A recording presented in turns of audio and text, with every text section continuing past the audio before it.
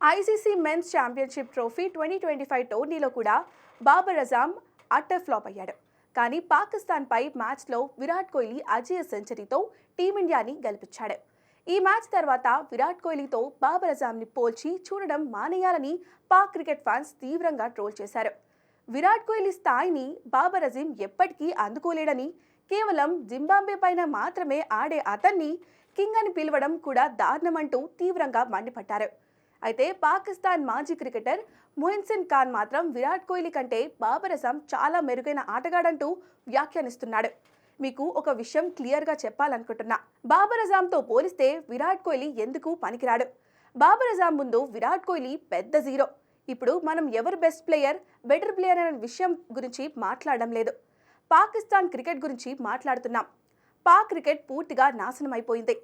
Pak cricket టీంలో సరైన planning లేదు, ప్రణాళికలు లేవు, సత్తా కూడా లేదు. ఏదో ఆడాలని ఆడుతున్నట్లుగా అనిపిస్తుంది. అంతేగాని గెలవాలనే కసి ఏమాత్రం కనిపించడం లేదు అంటూ కామెంట్ చేశాడు పాక్ మాజీ క్రికెటర్ మొహసిన్ ఖాన్.